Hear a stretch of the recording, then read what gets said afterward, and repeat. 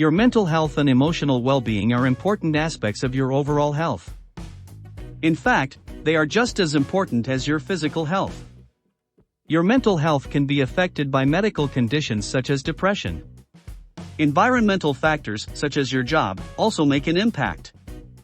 Your emotional health can be related to your social life, your romantic life, and your own mindset. No matter what your situation is, you can take steps to improve your mental and emotional health. List your priorities. Take some time to look at the big picture. Are there areas of your life where you know you could make improvements?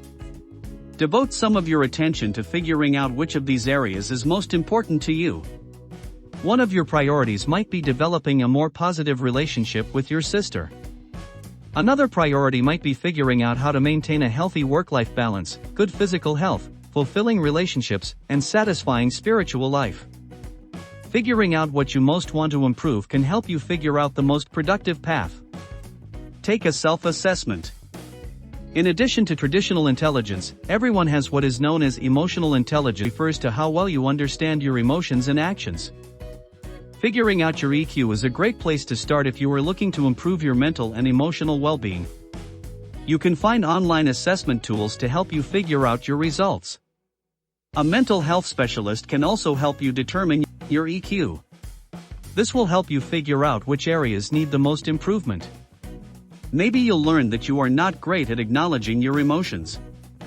That could give you a starting point for improvement. Set goals. After you have completed your self-assessment, you can clearly identify the areas you would like to focus on improving. Take time to set some clear, attainable goals. These can be both long-term and short-term goals. Maybe you will set a goal of meditating for 10 minutes every day. That is a short-term goal. You might say, I would like to feel more confident in my conflict resolution strategies by the end of the year. That's more of a long-term goal. Write down your goals. This will help you solidify them and make you more likely to commit. Process your emotions. An important part of improving your emotional well-being is learning to acknowledge your emotions. Sometimes it might feel simpler to shove aside an uncomfortable emotion. However, it is important to process your emotions. Processing your emotions is a multi-step process. Sensing. This is when you notice the way you are feeling. There might be a physical sensation associated with this emotion. You might feel sad and notice a feeling of heaviness or tightness in your chest. Naming. This is when you apply a name to the emotion. You might decide that what you are feeling is sadness. Attributing. This is when you try to find the source of the emotion that you are having. You might attribute a feeling of sadness to a bad day at work or a falling out with a friend. Evaluating.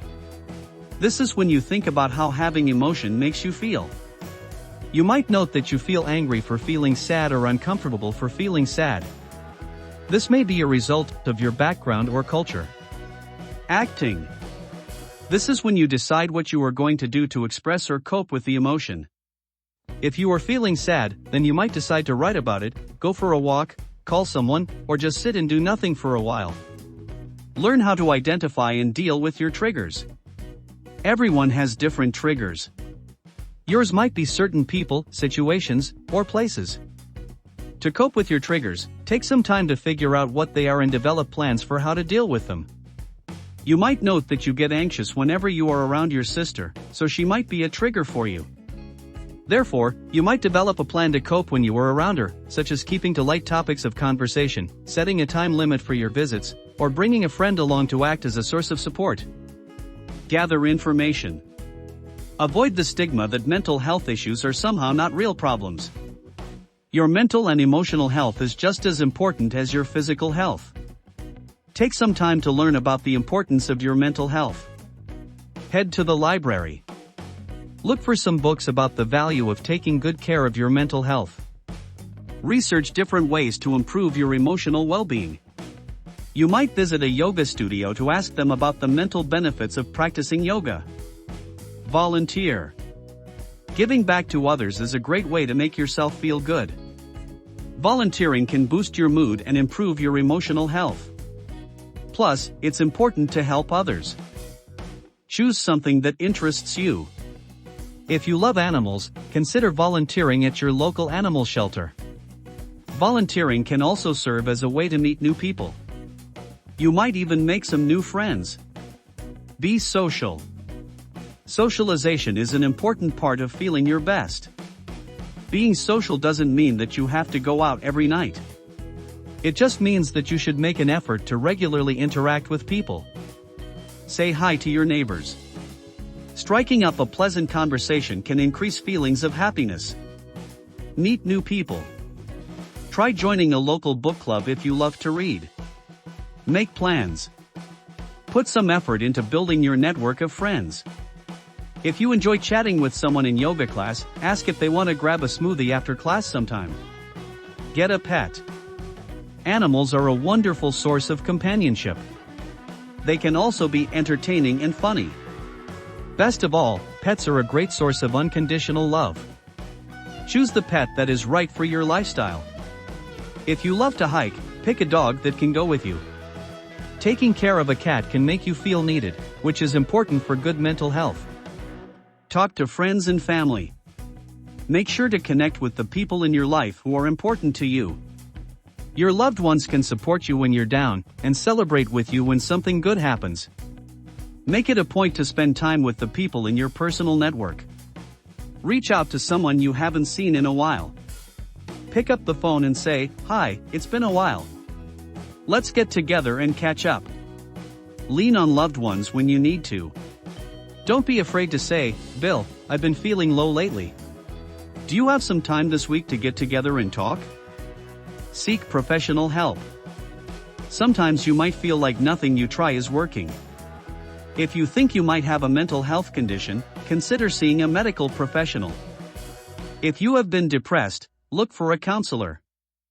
Therapy can be really helpful if you are dealing with issues such as anxiety or depression. Ask your doctor for a recommendation. You can also visit your primary care physician. Ask if there could be a physical reason behind your emotional issues. Manage your stress. The mind-body connection is critical for maintaining good health. If you don't physically feel good, odds are good that your mental and emotional health will suffer, too. Take care to keep your body in good health. One of the most important things you can do is to learn to control your stress. Take a time out. If you are having an argument with your partner, say, "I'm going to take a walk around the block to cool down before we continue this discussion." Find coping mechanisms. Everyone experiences stress. The key is to be able to handle it.